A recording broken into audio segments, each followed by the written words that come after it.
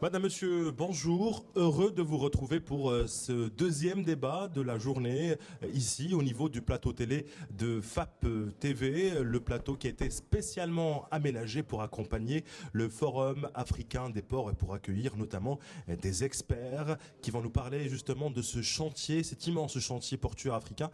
Nous avons l'immense plaisir, Yann et moi, d'avoir sur ce plateau Monsieur Dominique Lafont, PDG de Lafont Africa Corporation. Merci, Monsieur Lafont, merci beaucoup d'être des nôtres aujourd'hui.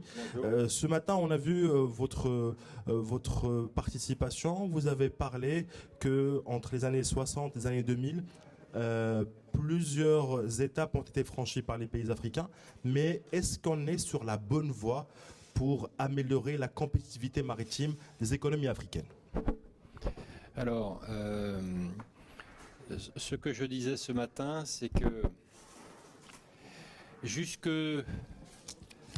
à la fin des années 90, le paysage portuaire africain était assez immobile. Et je dirais que sa non-évolution participait à l'enclavement de l'Afrique. Je me souviens qu'à l'époque, seuls des petits bateaux pouvaient y escaler. Et donc cela provoquait des contraintes en termes de desserte maritime, en termes d'économie d'échelle qui n'étaient pas faites, et en termes, je dirais, de toute une série de spécificités qui venaient en fait alourdir la chaîne logistique. Au cours des années 2000, l'Afrique a connu un vaste mouvement de concession au secteur privé d'un segment clé des ports qui sont les terminaux conteneurs. Aujourd'hui, en Afrique de l'Ouest, pratiquement tous les ports significatifs sont opérés par des concessionnaires. C'est presque la même chose sur l'Afrique de l'Est. Et ce mouvement donc de mise en concession a permis de réaliser un certain nombre de travaux d'extension des capacités portuaires, sur le plan de l'extension des yards, l'extension des linéaires de quai, et surtout, de façon très importante, l'approfondissement des tirants d'eau, qui permet donc d'accueillir des navires de plus grande capacité. Et tout ceci avec une superstructure adéquate, c'est-à-dire des portiques modernes et des RTG qui permettaient donc d'améliorer la productivité de gestion des conteneurs. De la même façon, je dirais, l'apport du privé a aussi permis d'améliorer les process et d'améliorer la productivité, notamment de traitement des navires. Mais aujourd'hui, on est arrivé à un palier. Le palier est que, pour l'essentiel, tous ces progrès ont été accomplis sur la partie maritime. Elle ne s'est pas accompagnée de progrès équivalents qui a été menés au même rythme sur la partie terrestre. Et donc aujourd'hui, on est un peu dans une impasse, parce que tous les responsables se rendent bien compte que ça ne sert à rien de continuer à développer la capacité portuaire si derrière, tous les gains de productivité chèrement acquis sur la partie mer sont absorbés par une stagnation sur une stagnation sur la partie terrestre. De quelle stagnation je parle? De l'engorgement urbain, du défaut de fluidité documentaire, du défaut, je dirais, d'interactivité des différentes parties prenantes à l'écosystème portuaire, et puis des défauts d'interconnexion entre les corridors. Et ce palier dont je parle, c'est-à-dire ce nouveau plateau atteint, à partir duquel on ne progresse plus, il est visible aujourd'hui dans le fait que, eh bien, on voit bien qu'il y a un certain nombre de projets qui sont sur le marché depuis un certain temps et qui ne trouvent pas preneur, si je puis me permettre, et notamment des projets de nouveaux ports. Et ceci manifeste que véritablement, aujourd'hui, pour que l'environnement portuaire évolue en Afrique, il faut changer de dimension. Il faut avoir une vision plus large, plus globale, et commencer à travailler vers l'émergence de ports de nouvelle génération. Merci beaucoup, Monsieur Lafont. sans flagornerie aucune, mais je tiens quand même à le rappeler, vous avez été un des acteurs clés de cette mise en place de ces partenariats publics-privés au début des années 2000, qui a commencé notamment à Abidjan avec TC1. Une dizaine de terminaux plus tard, que l'on peut quand même, je pense, modestement vous attribuer dans le contexte d'un groupe français de la manutention. Vous évoquez ce matin le fait qu'il faille repenser peut-être, ou du moins moderniser les relations de partenariat public-privé. Vous évoquiez même de repenser les bases du PPP. Vous qui les maîtrisez parfaitement, ces bases initiales qui ont permis la modernisation des ports, dans quelle mesure aujourd'hui, quels sont les ingrédients à distiller pour ces nouveaux PPP? Et puis je vais avoir une question un peu plus, peut-être encore plus précise, mais aussi plus ouverte. On parle de problématiques de congestion métropolitaine, on parle de déséconomie du terrestre alors qu'on a fait énormément d'efforts sur l'interface entre le navire et le bateau, et entre le navire et le terminal. Dans quelle mesure ces PPP peuvent s'appliquer sur des continuums logistiques relativement courts qui permettent de connecter aux plateformes intérieures, comme à PK24 à Abidjan, pour que justement, en fait, les ingrédients de la réussite de la modernisation portuaire deviennent des ingrédients de la réussite des premiers et derniers kilomètres terrestres. Question assez ouverte, mais alors, vous avez du temps pour répondre. Donc ouais. Je vais commencer par la seconde partie de votre question. Pour moi, les ports de nouvelle génération, ils doivent englober beaucoup plus large que uniquement la partie maritime. Et c'est là où la réalisation de Tangemed est intéressante. La réalisation de Tangemed, elle s'appuie sur une vision globale, large et déterminée, qui en fait, je dirais, s'appuyait sur les trois segments d'un port que sont sa partie maritime et stricto sensu, qui sont, je dirais, sa partie création d'un écosystème logistique large qui permettent de s'assurer que le terrestre suit au même rythme que le maritime et qu'il est amarré au maritime, et qui lui-même va permettre ensuite d'envisager de faire du port une locomotive de création de nouvelles activités et de nouvelles implantations, et ultimement pour que le port soit la locomotive du corridor. Donc, quand je dis un port de nouvelle génération, c'est-à-dire le port aujourd'hui, il doit être envisagé comme à la fois un outil qui apporte le meilleur service aux navires et qui donc soit attractif pour les compagnies internationales, mais aussi un outil qui fasse que le chaînon logistique terrestre soit en adéquation avec la partie maritime. Ce matin, il était quand même assez frappant d'entendre un responsable africain expliquer qu'il gérait la congestion en bloquant les camions de l'Interland dans un premier port sec, puis dans un deuxième port sec, puis dans un troisième port sec. Donc les malheureux, après avoir fait des centaines et des centaines de kilomètres, le parcours du combattant, il est à la fin quand il faut passer port sec après port sec pour enfin atteindre le conteneur ou l'endroit où on va décharger le conteneur. Et vous voyez bien que là, on touche les limites du système. Et donc, l'exemple du PK24 que vous donniez tout à l'heure, elle est bonne. Aujourd'hui, on ajoute le PK24 pour soulager le port d'Abidjan. Demain, un port de nouvelle génération, vous partez from scratch. Vous envisagez tout globalement. Et vous envisagez, si vous voulez, toutes les zones logistiques et toute, je dirais, la dynamique logistique terrestre, en amont ou en aval, selon qu'il s'agit de l'import ou de l'export, en relation avec le port. Et ceci doit être conçu selon la même chaîne de responsabilité.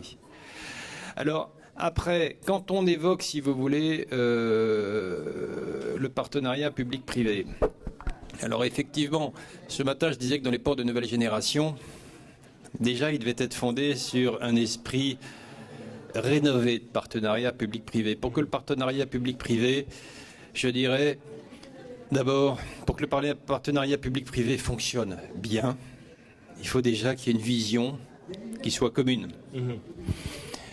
Et la vision commune, on doit s'assurer qu'elle est partagée entre l'autorité portuaire et le concessionnaire.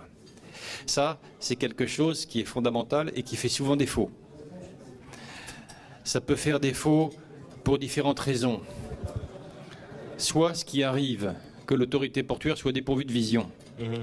Dans mon expérience, si vous voulez, j'ai eu affaire à des directeurs portuaires qui étaient remarquables, qui avaient leur vision, et je pense qu'ils inspiraient la présidence du Péri. Et puis, il y avait aussi des directeurs de port qui appliquaient les instructions.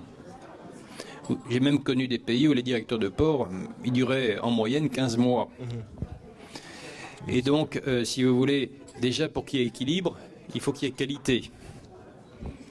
Il faut qu'il y ait une certaine permanence, une certaine continuité. De la part du concessionnaire, c'est la même chose. Ce matin, toujours le même responsable, il nous expliquait qu'enfin ils font un nouveau port.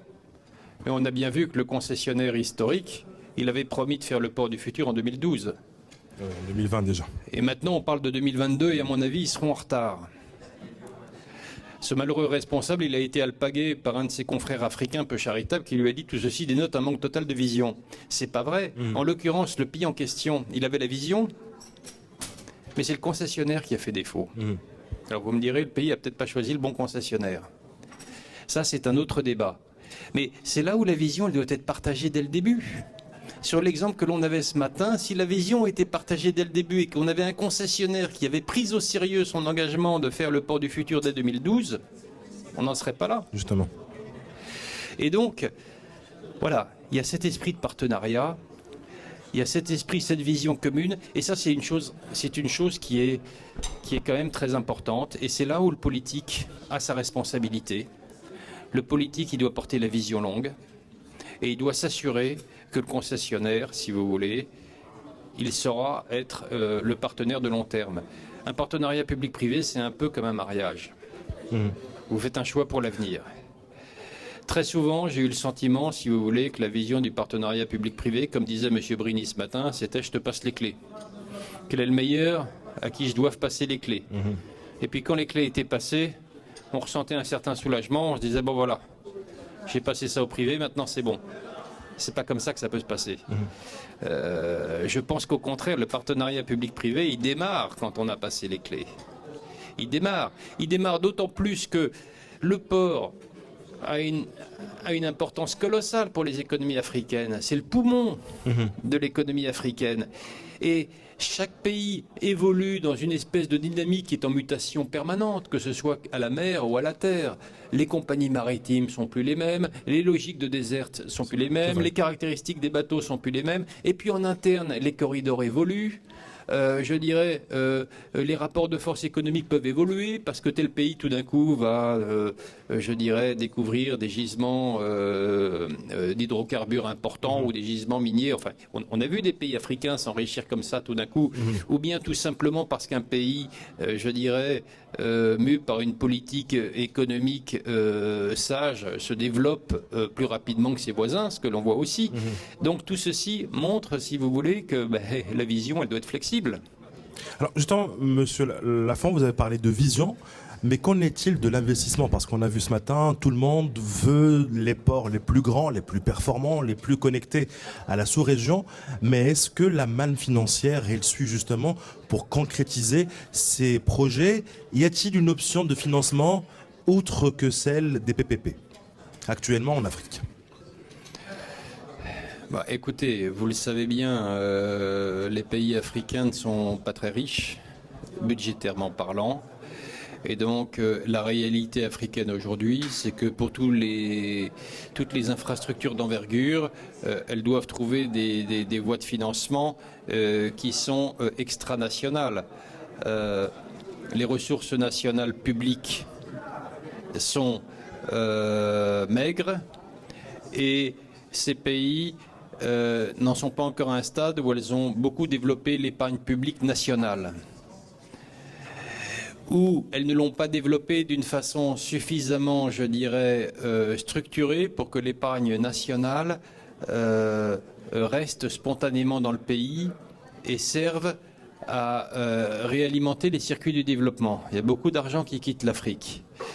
Donc aujourd'hui, forcément, tout projet d'infrastructure significative suppose de trouver des financements qui soient extranationaux. Alors, une fois qu'on a dit ça, vous avez trois façons de faire. Vous avez l'endettement, vous avez le partenariat public-privé, et puis vous avez l'aide internationale. Alors, l'aide internationale, elle s'oriente de plus en plus vers l'endettement. Et puis, je dirais, on se rend bien compte aussi que les flux sud-sud prennent de plus en plus aussi la forme de l'endettement. Dans les relations sud-sud, on ne peut pas dire que les choses prennent une tournure qui soit beaucoup plus généreuse que les flux nord-sud. Donc je pense que personnellement, j'aurais tendance à penser que le partenariat public-privé c'est la bonne solution, que le financement du privé c'est la bonne solution. Pourquoi ? Parce que le privé, c'est quand même fondamentalement une affaire de retour sur investissement. Une vision sur les infrastructures d'un pays ne peut pas répondre à cette seule logique. Mais si elle inspire la confiance du privé, ou si elle arrive à établir des montages qui fassent que le privé puisse y trouver un confort raisonnable, je pense que c'est un signe d'attractivité du projet. Je voudrais réagir par rapport à ce que vous évoquiez tout à l'heure sur un peu parfois la personnification de l'autorité portuaire à travers son DG.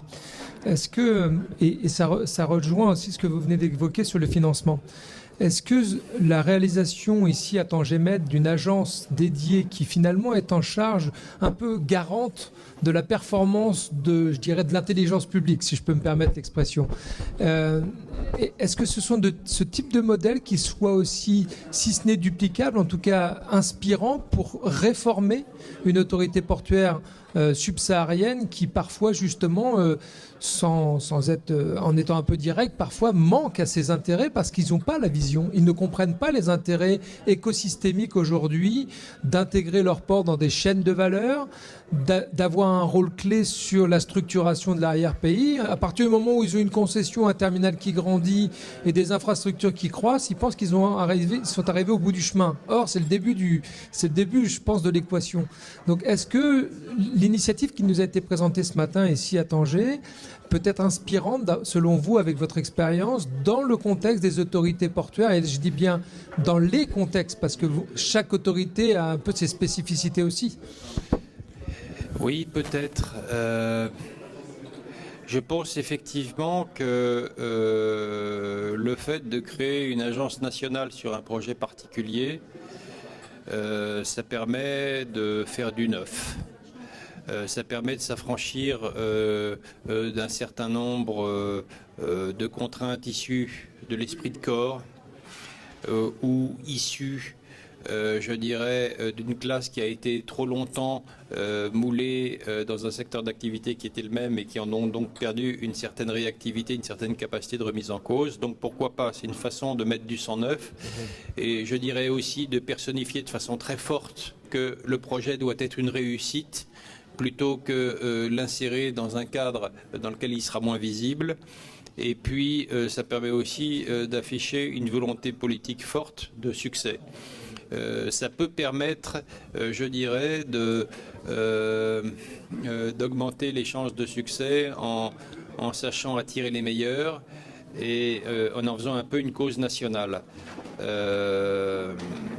Sur le plan, je dirais, uniquement du fonctionnement, ce matin, on l'a vu avec l'exemple de Dakar, c'était un établissement public industriel et commercial. Un jour, on en a fait une société nationale. Maintenant, une fois de plus, en faire une agence qui n'est que pour seul objet la réussite d'un projet, je pense que c'est susceptible de gagner en attractivité, en visibilité, en culture, je dirais, d'objectifs de résultats et donc d'attractivité pour les meilleurs talents.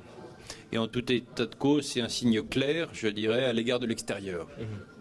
Alors, Monsieur Lafont, on a parlé du modèle marocain, tangérois, qui inspire, mais également l'expérience chinoise qui intéresse les acteurs africains. La Chine qui est l'un des partenaires d'investissement en infrastructure les plus importants en Afrique. Est-ce que vous pensez que le projet ou le programme de la route de la soie serait bénéfique pour les acteurs portuaires africains et pour l'économie africaine?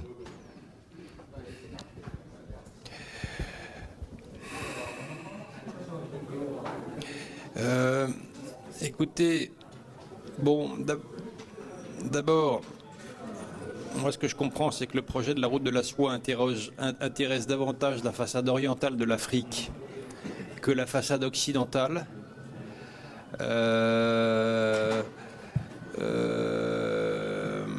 Et donc, comment dirais-je, c'est pas un sujet qui interpelle l'Afrique globalement au même niveau. Je pense que personnellement, moi, le sujet de la route de la soie, il se pose de la façon suivante. Dans quelle mesure les pays africains sont-ils déterminés et suffisamment lucides pour préserver leur souveraineté économique dans leurs relations avec les nouveaux géants asiatiques ou arabiques.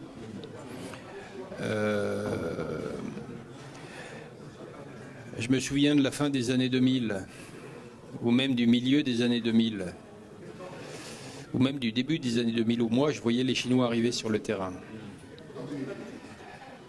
Ça a été en fait interprété un certain temps comme une nouvelle voie de libération. Voilà.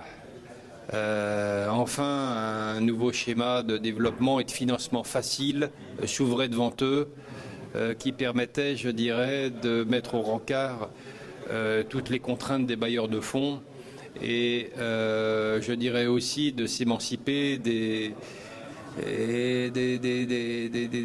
relations qui avaient trop subi l'empreinte de l'histoire. En réalité, aujourd'hui, on se rend compte qu'il y a des États africains qui ont remplacé un endettement par l'autre. Le Club de Paris avait remis les compteurs à zéro. Et 10 ou 15 ans plus tard, on se rend compte qu'un certain nombre de bénéficiaires sont à peu près aussi endettés qu'ils l'étaient il y a 15 ans. Sauf que celui qui porte la dette est différent. Donc plutôt que de devoir traiter et renégocier leur dette avec le Club de Paris, ils devront la retraiter avec la Chine. Je ne suis pas sûr que ce sera beaucoup plus simple pour eux. J'ai aussi vu récemment que sur un cas très concret d'infrastructure en Afrique de l'Est, la Chine n'a pas l'air, je dirais, d'accepter de poursuivre son implication alors qu'il s'agit d'un État important. Ça montre aussi que du côté de la Chine, il y a une prise de conscience qui est que tous les projets ne sont pas forcément bons à financer, quel que soit leur niveau de gouvernance ou quels que soient les équilibres économiques en question. Donc je dirais que vous voyez bien que la route de la soie a provoqué le projet de la route de la soie. Il n'est quand même pas non plus exempt d'arrière-pensée géopolitique et que plusieurs pays, minoritaires certes, mais ont néanmoins manifesté une réserve forte qui sont toujours liées à des préoccupations de souveraineté nationale. Et donc je pense qu'aujourd'hui on vit une époque où la prise de conscience elle est quand même plus forte qu'il y a 10 ans. Et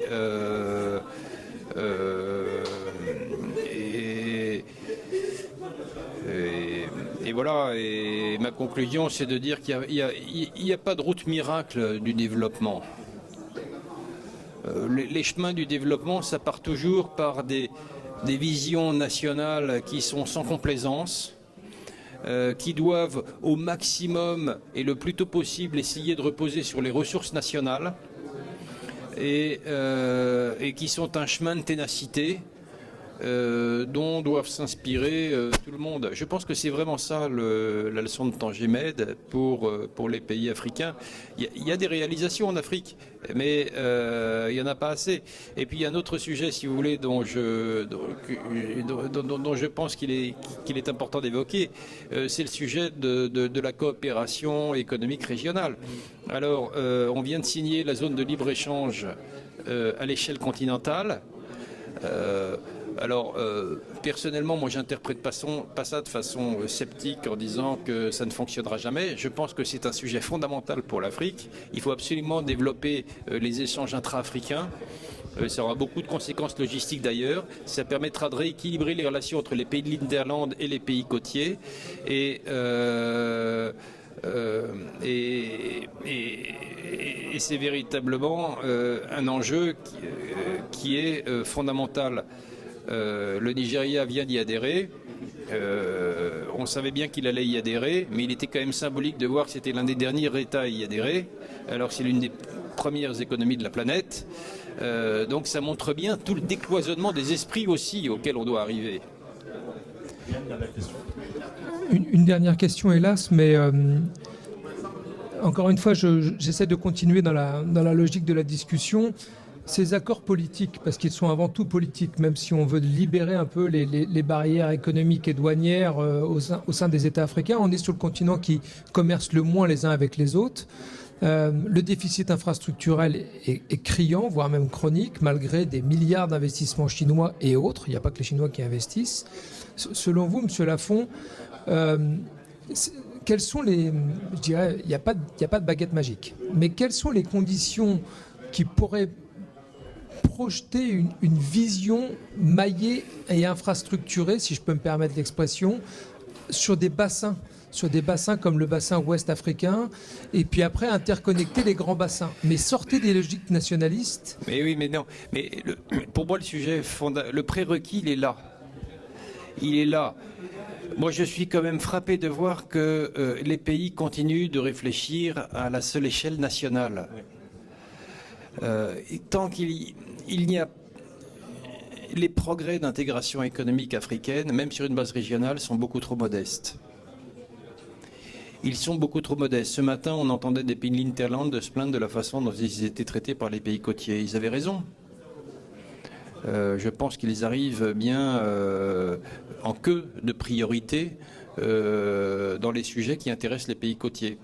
En termes d'intégration, je vous l'ai dit, on voit encore trop de situations absurdes qui consistent par exemple à empêcher les miniers à évacuer leurs minerais par un port de proximité mais qui n'est pas dans le même pays et de les contraindre de passer avec des grosses difficultés de chaîne logistique par un port qui est beaucoup plus lointain. Résultat, les gens n'investissent pas.